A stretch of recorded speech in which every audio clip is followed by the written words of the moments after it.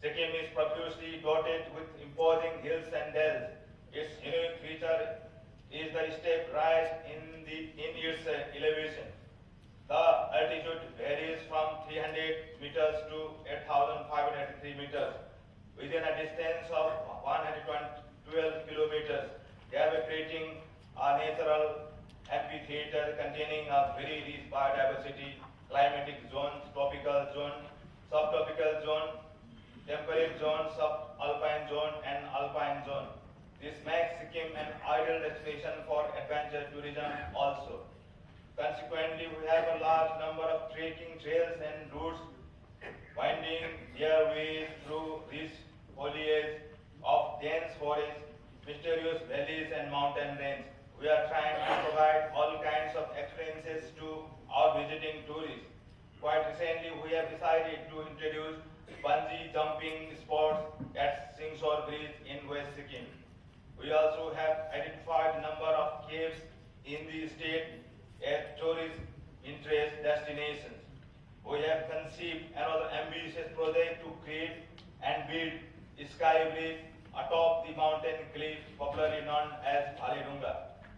This one will have some special feature of its own both in its elevation, which stands at 10,182 feet, and that the cliff will be connected by a ropeway from a nearby town. Once installed, the sky bridge with its walkway will attract all the tourists visiting the state and the region, giving a real fillip to the economy of the state. This is part of our forthcoming projects, and I would request the central government to provide us all our support for early commencement of these ambitious projects. Sikkim has immense potential to promote culture tourism because of presence of wide variety of customs and traditions, indigenous knowledge, and folklore. The lifestyle, food habit are unique experience in Sikkim, which we should be able to sell to the outside world. The benefit, the handicraft and handloom products in Sikkim also is an expression of people's lifestyle. It could inspire an extra as an appeal for people coming from outside the region and the country.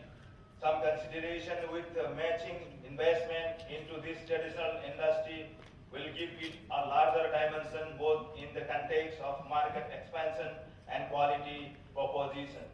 All these aspects need to be vigorously explored to give tourism trade a larger reach and impact. Sikkim is a multi-ethnic and multicultural society where people belonging to different faiths commingle and live together. People follow different faiths from Buddhism to Shamanism, from ancestral worship to faith healer. Throughout the year, Sikkim is marked by different religious festivals. Buddhist circuit has now been identified as one of the priority areas in the tourism development policy of the government of India. Sikkim could be the hub connecting all the major Buddhist destinations in India and neighboring countries. The historical Rabdensi in West Sikkim as the second seat of Chogal has been reclaimed, renovated and maintained for the visiting tourists.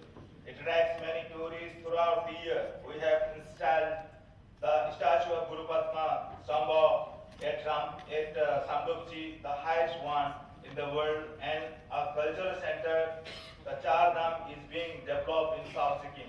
We have recently opened Sarva Dharma Kendra Sai Mandir Dharamdin for people belonging to different faiths. You are aware that we reopened Nathula border with China for trade between the two nations. Prior to 1962, trade between Tibet and India used to be very vibrant economically. Although the traditional list of import-export items need to be revised to match the burgeoning market trend, we can go one step ahead to integrate tourism with trade through Nathula. Historically also, there was movement of tourists to and fro across this pass mainly for pilgrimage tourism. As we are moving ahead with maximum emphasis on development of tourism, people in Tibet Tibet Autonomous Region of China are also equally excited to give tourism a major push. This is report that annually over 6,000 pilgrims make their way to Tibet from India, where they have over 100 high-quality tourist attractions within Tibet Autonomous Region. As Nathula from the shortest overland entry port, it also is more economic and logical entry point for the visiting tourists. The Nathula State Study Group commissioned by the state government has advanced very viable proposition to further expand Nathula border for trade transaction to tourism between Sikkim and Tibet. Autonomous Region of China, it also recommends further linkages to SAARC tourism so that Nathula emerge as a common port for other SAARC countries like Bangladesh, Bhutan and Nepal for entry into China. The economic gains out of this integrated movement of tourists, including the many other backward and forward linkages, will be profound.